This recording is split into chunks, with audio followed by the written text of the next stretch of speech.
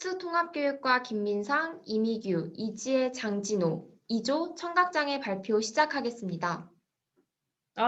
재미없어. 오늘 뭐 하지? TV나 봐야겠다. 오늘의 편성표를 알려드리겠습니다. 톡톡 생방송 본의 아니, HOH 홈쇼핑, MG뉴 뉴스, EBS 소리의 통합학급 속 하루, 특 퀴즈 온덕 블록 순으로 방영될 예정입니다. 오늘 편성표 너무 좋은데? 나 오늘 TV 봐야겠어. 톡톡 생방송 본의 하니, 오늘도 전화 주세요. 오늘은 어떤 주제로 전화를 할지 다 같이 돌림판 돌려. 어떤 주제가 나올까요? 두구두구두구두구 바로 청각장애네요.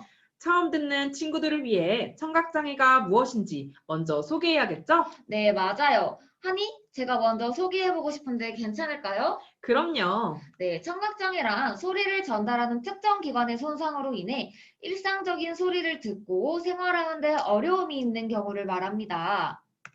이런 청각장애는 선천적 청각장애와 후천적 청각장애로 나뉘는데요. 먼저 선천적 청각장애는 대부분 유전 이상이 원인이고 그 외에 선천성 거대세포 바이러스나 목체의 풍진 및 도산으로 청력의 소실을 가져올 경우를 말합니다. 또 후천적 청각장애는 중이염, 뇌막염 등이 원인이 될 수 있고 시끄러운 소음에 반복적으로 노출되거나 노화로 인하여 청력의 손실을 가져오는 경우를 말합니다. 이렇게 우리는 청각장애에 대해 간단하게 배웠는데요. 좀 더 자세하게 한번 알아볼까요? 네, 좋아요. 그럼 더 자세하게 말해줄 분들이 우리를 기다리고 있습니다. 네, 여보세요? 네, 안녕하세요. 저는 여러분들에게 청각장애에 대해 알려줄 초등학교 3학년 선생님 김민상입니다. 네, 선생님, 안녕하세요. 저희가 지금 많은 궁금증이 있는데요. 먼저 청각장애에 대한 정의를 소개시켜 주실 수 있을까요? 청각장애에 대한 정의를 우리는 대표적인 세 가지 법을 통해 알아볼게요. 먼저 장애인 복지법 속의 정의인데요.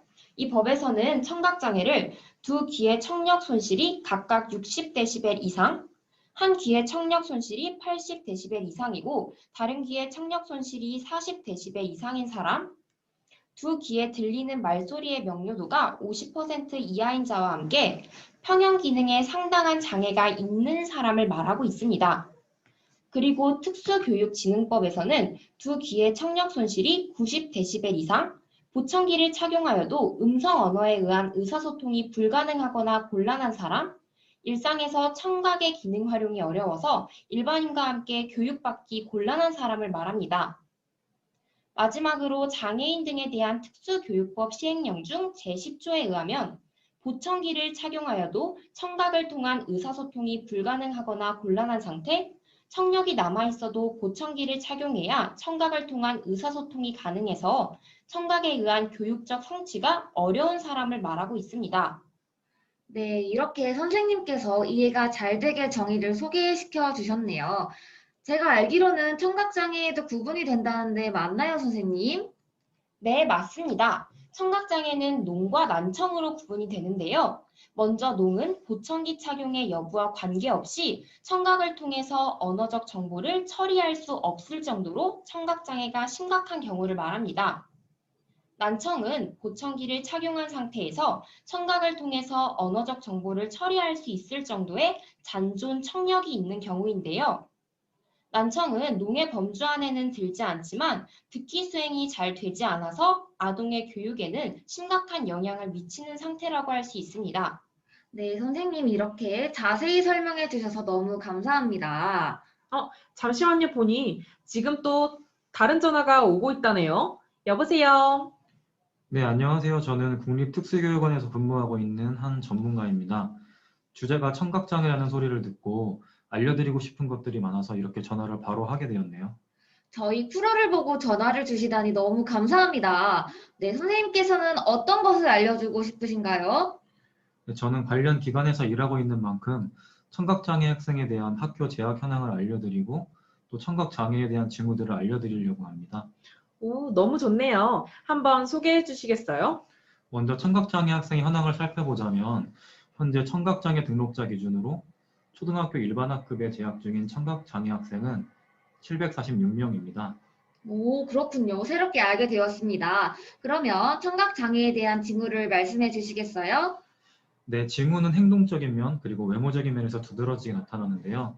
먼저 행동적인 면에서는 소리에 반응하지 않거나 어디서 소리가 나는지 잘 알지 못합니다.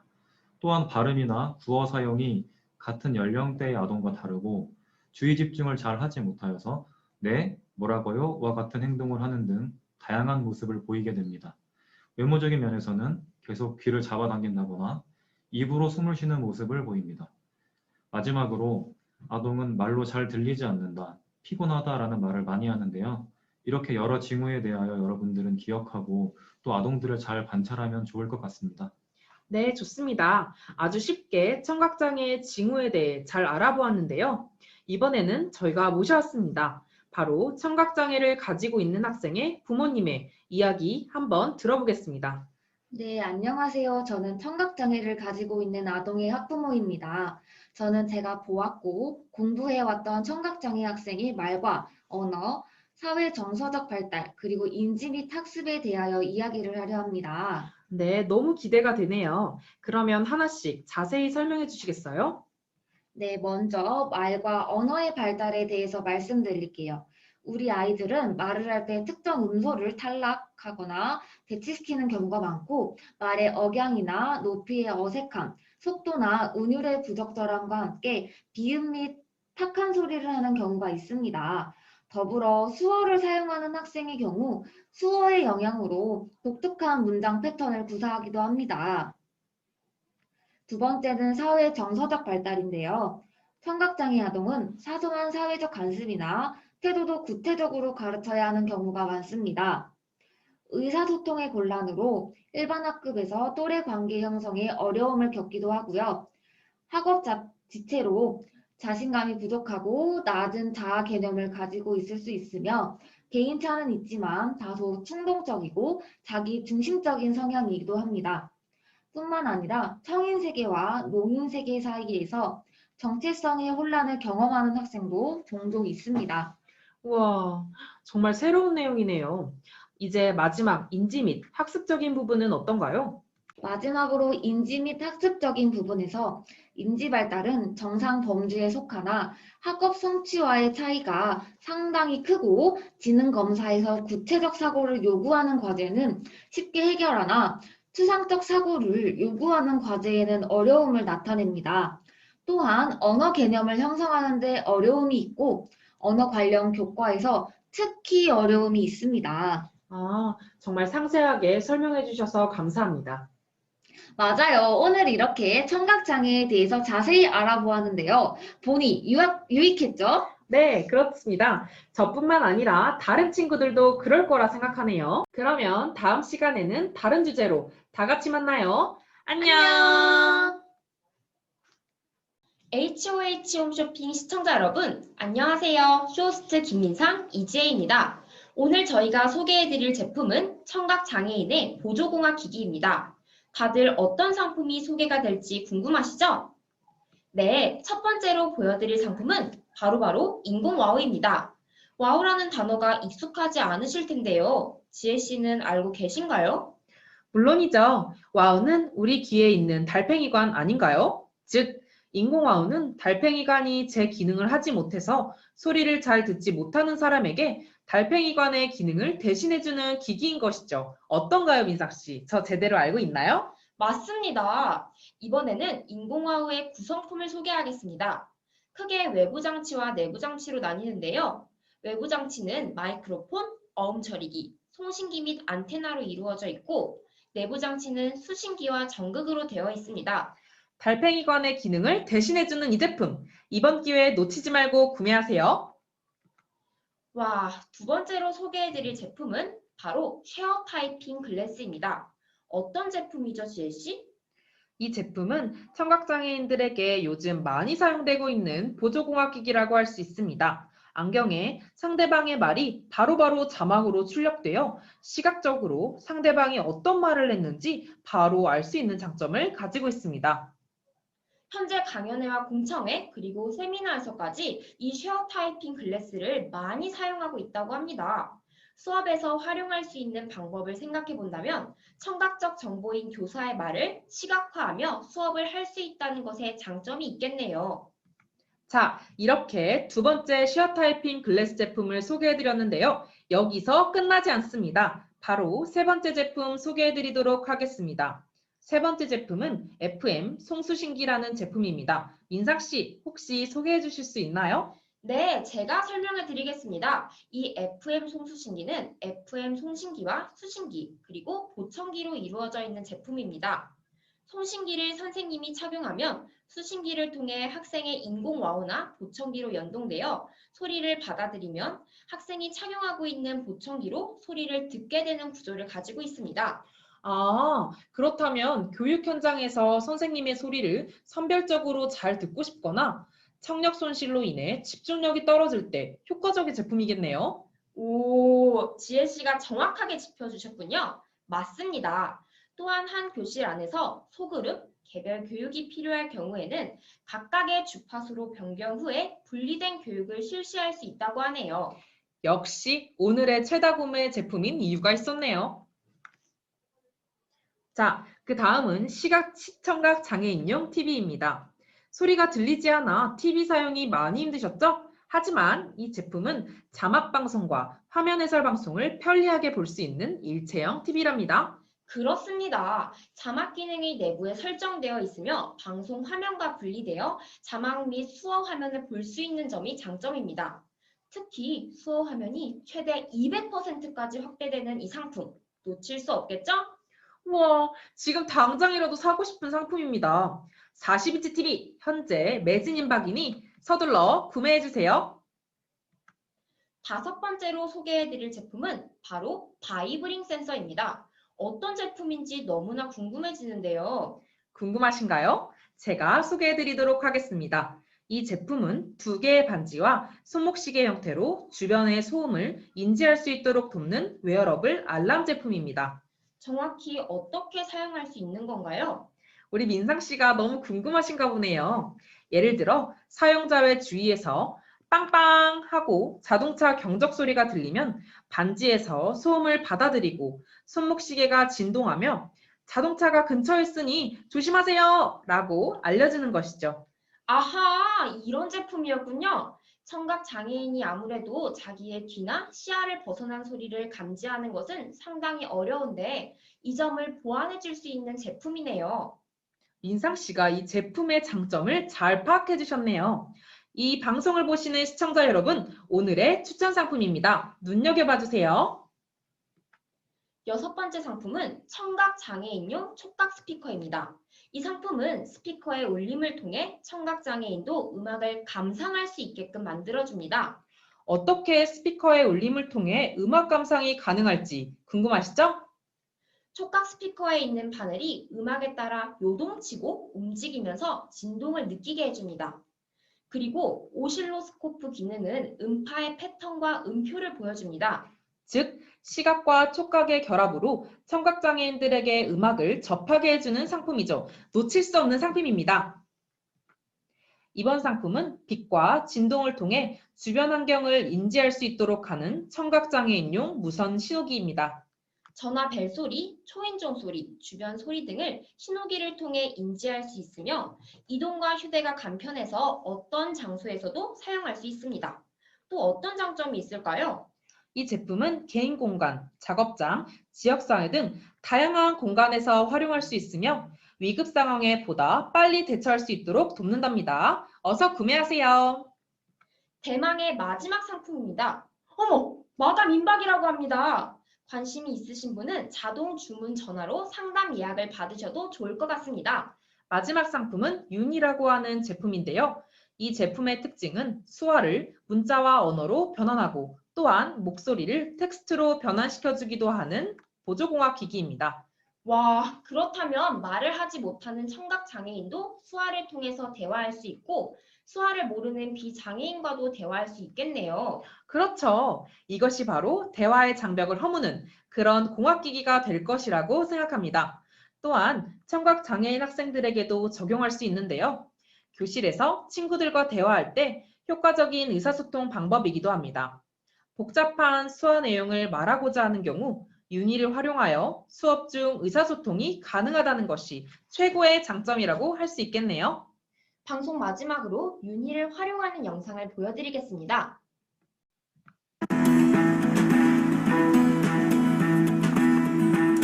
Hey! What's this? Hello. My name is Alex. What's your name? Nice to meet you, Alex. I'm Jared.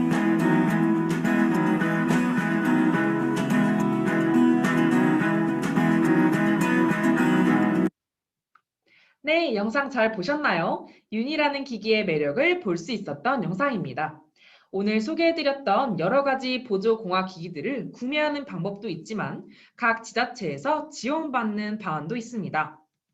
먼저 각 지역에 해당하는 특수교육지원센터 홈페이지 자료실에서 대여 목록을 확인한 후에 센터로 보유 여부 유선 문의를 해야 합니다.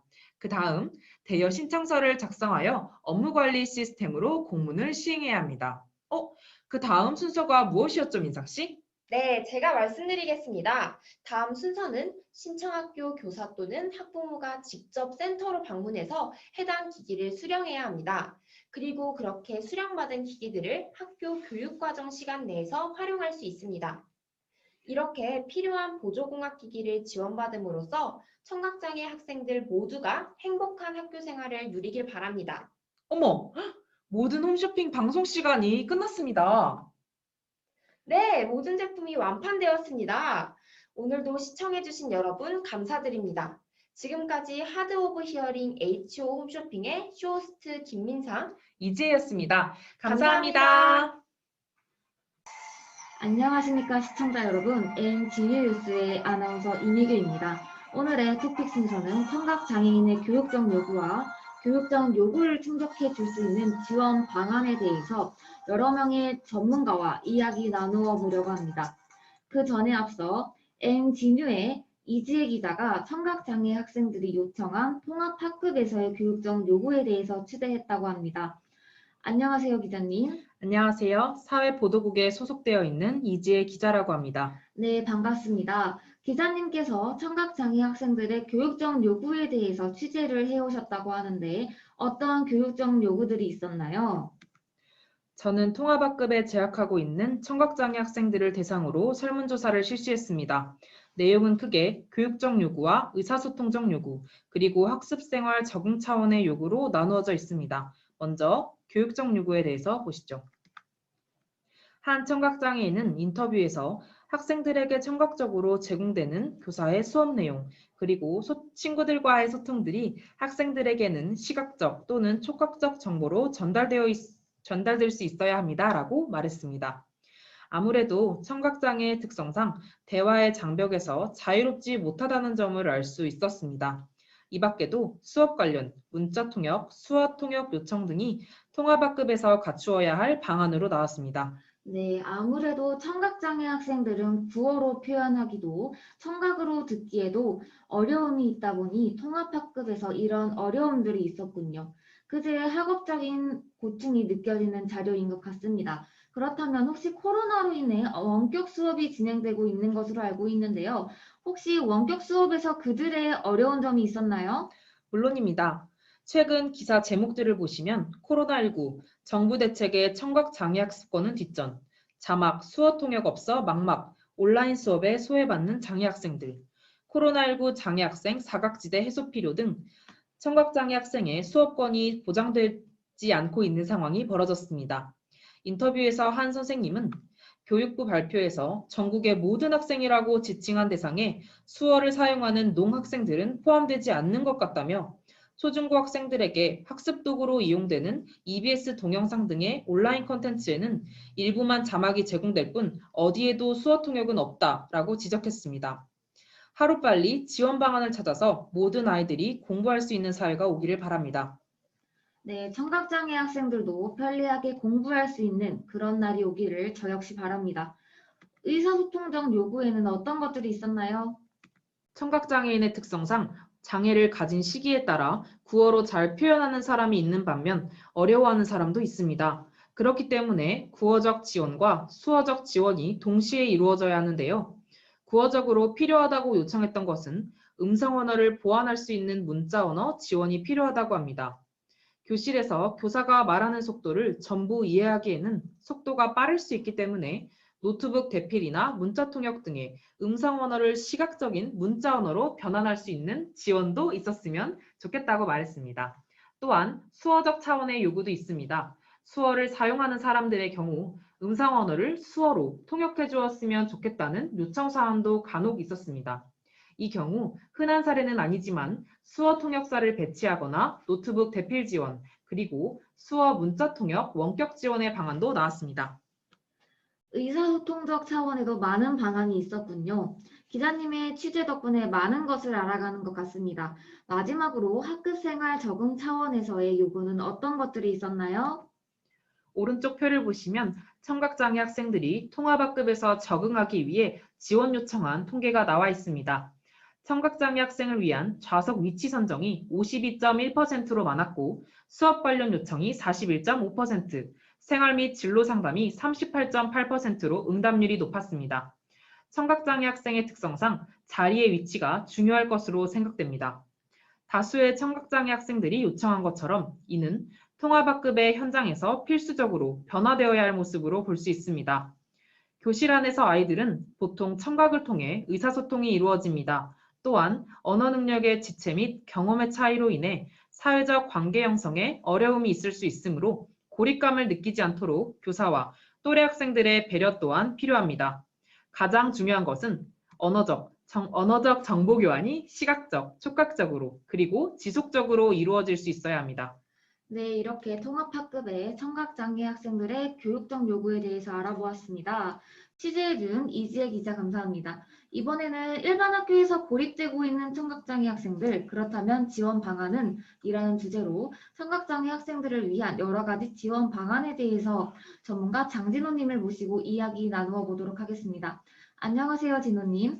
청각장애 학생들을 교육 현장에서 어떻게 하면 지원할 수 있을까요? 네, 안녕하세요. 저는 특수교육원에서 근무하고 있는 장진호라고 합니다. 반갑습니다. 앞서 기자님께서 정리를 잘 해주셨습니다. 저희 특수교육원의 자료에 따르면 청각장애 학생은 현재 강의 중심 수업, 토론 시간, 친구 관계, 그리고 발표나 모둠 활동 등 수업과 학교 생활에서 어려움을 보이고 있는 상황입니다. 지원 방안으로는 크게 교육적 차원과 교실 환경 측면, 그리고 행복한 학교 생활을 위한 학급생활 지원 방안으로 설명드리려고 합니다.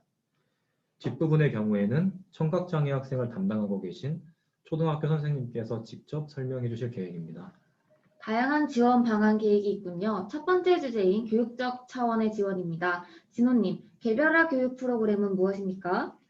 개별화 교육 프로그램이란 특수교육 대상자 개인의 능력을 개발하기 위해서 개인의 장애 유형과 장애 특성에 적합한 교육 목표, 교육 방법, 교육 내용, 그리고 특수교육 관련 서비스 등이 포함된 계획을 수립하여 실시하는 교육 프로그램을 말합니다. 장애로 인한 발달상의 차이로 인해 단일 교육 과정으로는 그들의 다양한 필요를 충족시킬 수 없기 때문에 교육을 계획하고 실시함에 있어 아동 각각의 발달에 적절한 프로그램을 계획하고 또 실행하는 과정입니다. 개별화 교육 프로그램에 대해서 자세히 설명을 드리도록 하겠습니다. 우선 개별화 교육 프로그램을 마련하기 위해서는 일반 교사와 특수교사와의 협력이 필요한데요. 일반 교사가 특수교사에게 청각장애 학생의 교과별 학습 특성과 지도 방법을 자문함으로써 교수 학습의 효율성을 높일 수 있기 때문입니다. 그리고 청각장애 학생의 학습 진단 결과에 기초하여 교과별 지도 방법과 교육자료 제작 방법, 평가 방법 등을 조정하여 학생이 수업에 적극적으로 참여하고 학업 성취를 높일 수 있도록 하게 됩니다. 수업 시에는 자막 삽입 동영상이나 사진 자료 등의 시각적 보조 자료를 적극적으로 활용하는 것이 중요합니다. 개념을 쉽게 이해하도록 일상적인 예시들을 충분히 그리고 적절히 사용하는 것도 청각장애 학생에게는 큰 도움이 될 것입니다.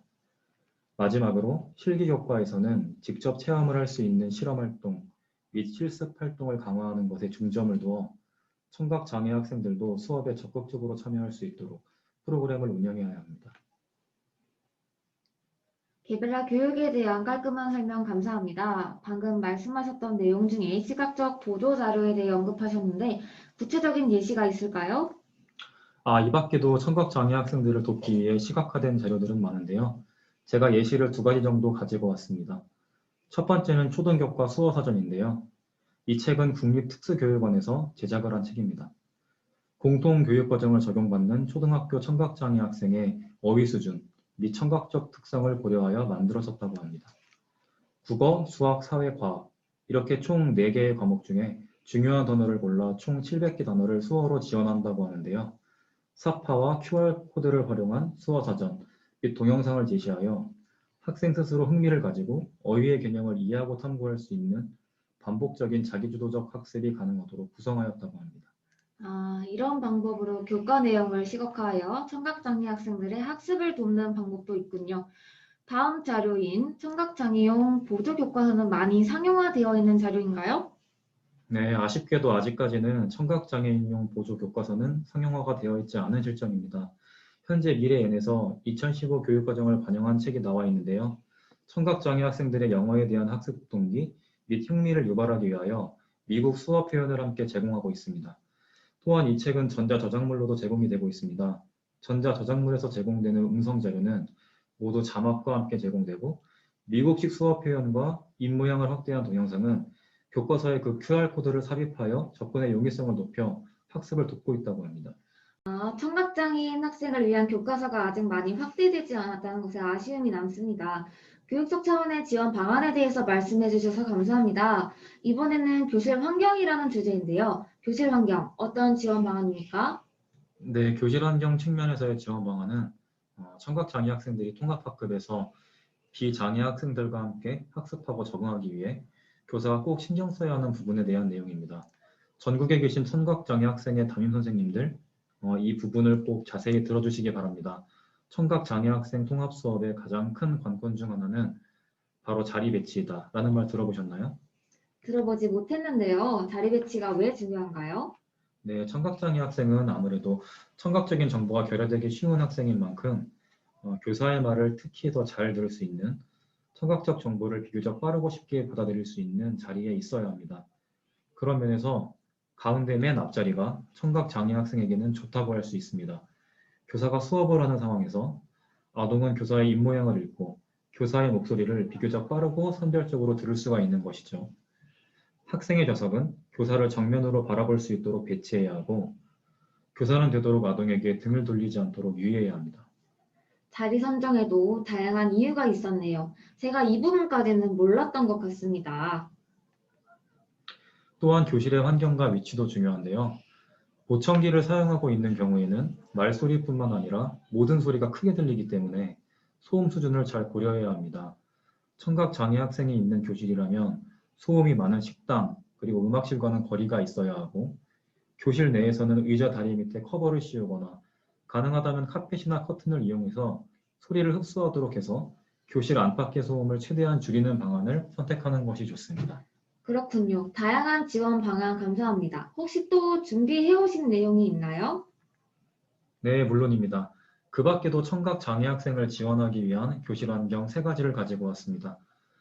언어학습과 안전문제, 정보안내 접근성 용이라는 3가지의 파트로 설명을 드리고자 합니다.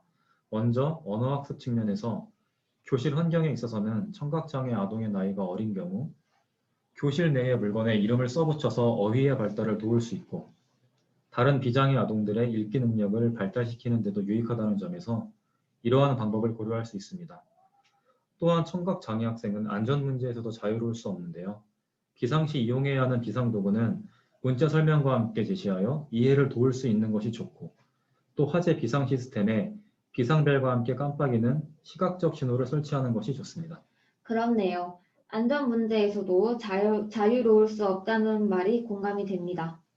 네, 마지막으로 정보 안내와 이에 대한 접근의 용이성 차원에서의 지원 방안으로는 수업의 시작과 종료를 알리는 알림 램프를 교실 및 복도에 설치하기도 하고 학교 안내 방송에 접근할 수 있도록 복도에 전광 게시판을 설치하여 문자로 안내하는 방법이 있습니다. 이 모든 방안은 청각 장애인인 학생들이 학교에서 스스로 행동하고 누군가에게 의지하지 않아도 안전할 수 있고 학습권을 보장받을 수 있는 내용이기에 잘 이해해 주셨으면 좋겠습니다. 지금까지 장진호였습니다. 감사합니다. 네, 오늘 청각장애 학생들을 위한 지원 방안을 다양하게 소개시켜 주셔서 감사합니다. 이번에는 청각장애인의 행복한 학교생활 지원 방안을 소개해 주실 김민상 선생님을 모셔보겠습니다. 네, 현재 초등학교 통합학급의 담임을 맡고 있는 김민상입니다. 청각장애인이 보다 행복하고 즐거운 학교 생활을 하기 위한 방안들을 소개해 드리겠습니다. 우선 기본 수화를 학습하는 시간을 마련하는 것이 필요합니다.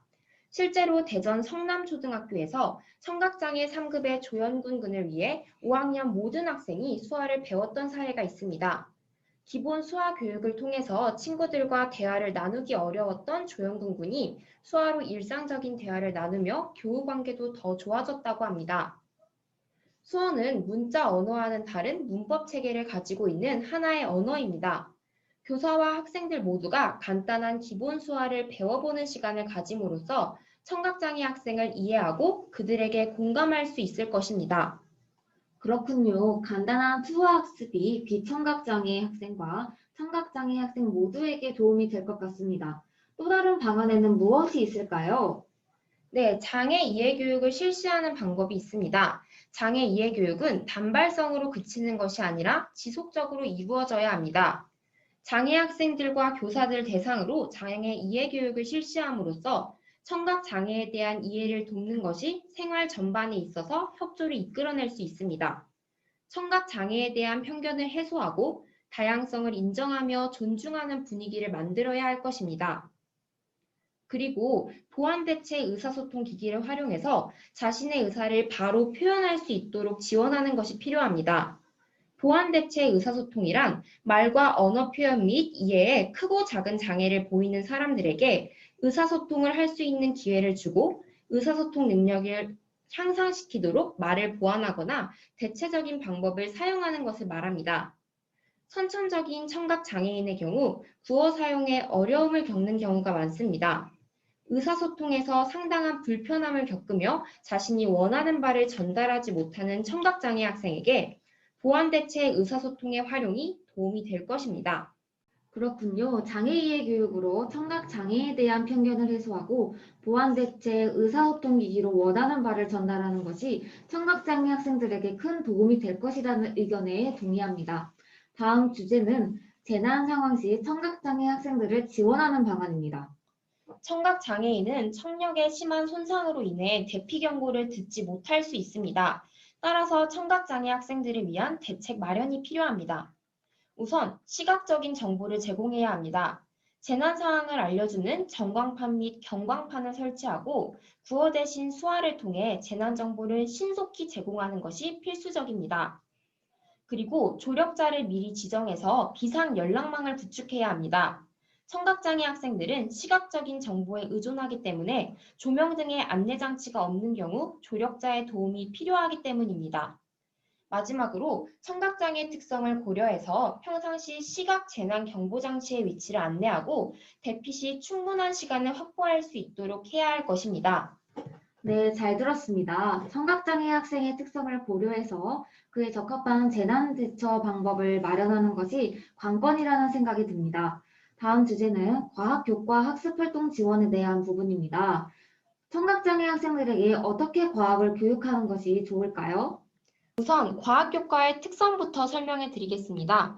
과학은 현상을 관찰하고 조작하며 분류하기 위한 보충 기술의 사용이 가능하기 때문에 감각적 신체적 장애를 가진 학생에게 유익하며 제한된 경험만을 해왔던 장애 학생에게는 경험적인 기반을 확대하고 사회적 활동에 중요한 지식과 기능을 제공하며 손으로 조작하는 구체적 활동을 통해 직접 문제를 해결할 수 있는 유익한 학습 활동입니다. 우선 과학교과에는 청각장애 학생도 원활하게 참여할 수 있는 실험학습을 많이 포함시키는 것이 좋습니다. 실험의 경우 적절한 의사소통만 취해진다면 청각적 청취나 발화가 없이도 직접 수업 내용을 학생이 경험할 수 있기 때문에 학생이 학습에 흥미를 가지도록 촉진하고 학습 성취에도 도움이 될 수 있습니다. 또한 청각장애인의 특성에 맞는 적합한 과학 교수 방법을 마련해야 합니다. 우선 자막 및 사진과 같은 시각적 보조 자료를 충분히 활용해서 학생들이 과학 수업을 놓치지 않게끔 해야 합니다. 만약 자막이 없는 듣기 및 영상 자료의 경우에는 미리 자료를 제공해서 이해를 도와야 합니다. 그리고 중요 어휘 및 새로운 어휘는 수업 전 미리 공부하도록 하고 수업 시에 학생이 알고 있는지를 확인합니다. 다양한 수업 참여 방식을 마련하는 것 역시 중요합니다. 그림, 글, 신체 동작, 발표 등 청각장애 학생이 원하는 방식으로 수업에 참여하고 배운 내용을 점검할 수 있도록 해야 합니다. 마지막으로 개념학습 시 일상적인 예시를 사용하는 것이 좋습니다.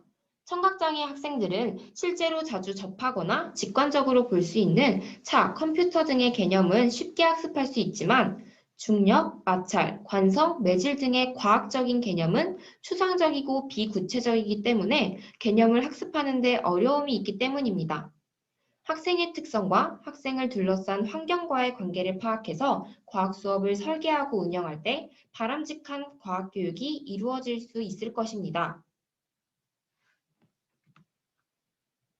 네, 실험 활동과 적극적인 시각적 보도 자료의 활용이 중요하다는 사실을 알 수 있었습니다.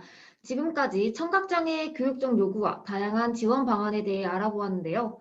교육은 모든 학생들에게 제공이 되는 것입니다. 따라서 우리는 장애를 가진 학생들을 위해 충분한 교육을 제공할 수 있도록 노력해야 할 것입니다. 지금까지 앵커 이미지였습니다. 감사합니다.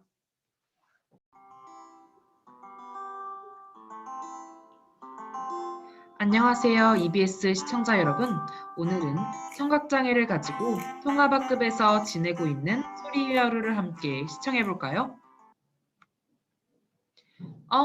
저기 소리가 학교를 가고 있습니다. 안녕하세요, 여러분. 저는 경인초등학교에 다니고 있는 소리라고 합니다. 저는 청각장애인이고 난청인 학생입니다. 사람들의 말을 잘 듣지는 못하지만 보조공학기기를 사용한다면 어느 정도 들리는 편이에요. 그리고 수어와 구어 모두 가능하답니다. 하지만 구어는 완벽하진 않아요. 오늘 저의 학교 생활을 보여드리려고 합니다. 아마 예비 선생님들께선 놀라실 거예요. 지금부터 저의 오늘 하루를 한번 같이 보실래요? 저는 지금 학교를 가는 중입니다. 사랑합니다. 아침에 수화로 인사해 주시는 모습에 기분이 좋아. 간단한 수화로 소리를 맞아주시는 선생님 덕에 소리가 행복해 보입니다. 아, 저기 내 자리다. 소리의 자리는 맨 앞자리 중 가운데입니다.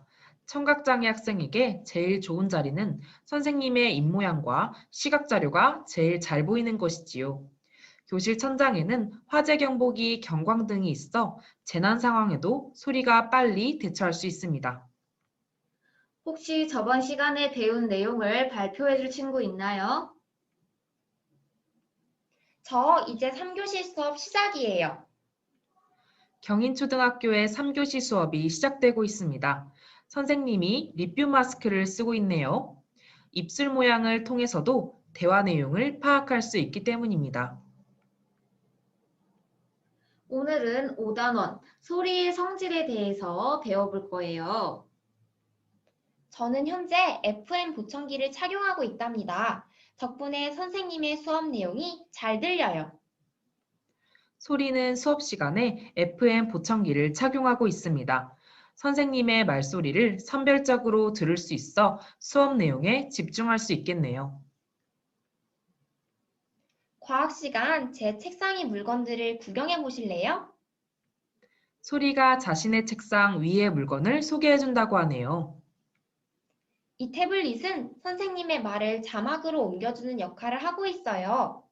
소리가 더 집중할 수 있도록 도와주는 기기에는 선생님의 말을 자막으로 옮겨주는 태블릿이 있습니다. 태블릿을 좀 더 자세히 볼까요? 선생님의 수업하시는 목소리가 들립니다. 여러분, 오늘의 배움 내용을 함께 읽어볼까요? 첫 번째, 소리 나는 물체의 성질을 알 수 있다. 두 번째, 소리의 크고 작은 정도를 소리의 세기라고 설명할 수 있다. 우리 3학년 1반 친구들 참 잘 읽어주었어요. 먼저 배움 내용 첫 번째를 알아보기 위해 소리가 나오는 스피커를 만져보고 소리가 나는 소리급제를 물에 대보는 활동을 해볼게요. 오, 정말 선생님이 하는 말씀을 자막으로 그대로 옮겨 담는군요. 덕분에 소리는 수업을 놓치지 않을 수 있답니다. 과학실에 왔다. 태블릿으로 미리 실험 순서를 보고 와서 그런지 과학 수업을 어서 해보고 싶다. 실험을 하러 소리가 과학실에 도착했네요. 오늘 과학 수업은 손으로 조작하는 구체적인 실험 활동으로 이루어져 있어 소리가 경험적인 기반을 확대하며 문제를 직접 해결할 수 있도록 해줍니다. 아까 학교 안내 방송이 나왔는데 그 내용이 전광판에 게시가 되었구나. 청각장애인의 경우 전광판을 이용해서 시각적으로 안내 방송을 보여주는 것이 좋습니다. 어머, 저기 소리가 전광판에 있는 내용을 확인하러 가는 중이네요. 어떤 내용이 게시되어 있을까요? 조금 전에 나왔던 화재 대피 훈련 안내에 대한 공지가 나와 있네요. 이것은 혹시라도 공지를 제대로 듣지 못했을 청각장애 학생에게 큰 도움이 됩니다. 그리고 복도 천장에도 교실처럼 화재 경보기 경광등이 있어 재난 상황에 소리가 빨리 대처할 수 있게 도와준답니다. 오늘 선생님께서 내일 수업을 위해 미리 주신 어휘학습지를 집에서 공부해야겠다. 소리는 방금 전 담임 선생님께 내일 공부할 내용에 대한 어휘학습지를 받았어요. 추상적인 어휘학습을 어려워하는 소리에게 학습지를 제공한다면 소리가 수업을 따라가기에 훨씬 더 원활할 것입니다. 이렇게 통합학급에서의 저의 하루는 끝이 났답니다. 이제 집에 갈 시간이에요. 학교에서 집으로 돌아온 소리가 일기를 썼습니다. 소리의 일기를 함께 읽으며 특집방송 소리의 통합학급 속 하루를 마무리하겠습니다. 2020년 11월 5일 목요일. 오늘은 EBS에서 나의 통합학급 이야기를 촬영하러 오셨다. 나의 일상을 보여드리는 것은 처음이라 심장이 콩닥거렸다. 아침에 등교하면서 선생님이 수화로 사랑합니다 하고 인사해 주셔서 기분이 좋았고, 등교 후엔 나를 배려해 주신 선생님이 맨 앞자리 중 가운데에 앉을 수 있도록 배치해 주셨다. 그리고 수업을 할 때는 선생님이 입모양이 보일 수 있도록 리필 마스크를 사용하여 수업을 듣기에 한결 편했다. 그럼에도 듣지 못한 부분은 태블릿에 나오는 자막 덕분에 수업을 놓치지 않았다. 점심시간에는 복도를 지나가다가 학교 안내방송이 자막으로 송출된 전광판을 보았는데 2시에 화재 대피 훈련을 한다는 내용이었다. 이전의 학교에서는 시각적으로 볼 수 있는 경광등이 없어서 화재 대피 훈련을 해도 잘 몰랐었는데 이제는 대피 상황에서 잘 알 수 있어서 좋은 것 같다. 방과 후엔 담임 선생님께서 다음날 수업에서 필요한 어휘를 학습지로 미리 제공해 주셨다. 오늘도 행복했던 나의 하루 끝! 지금까지 EBS 소리의 통합학급 속 하루를 시청해주신 여러분 감사드립니다.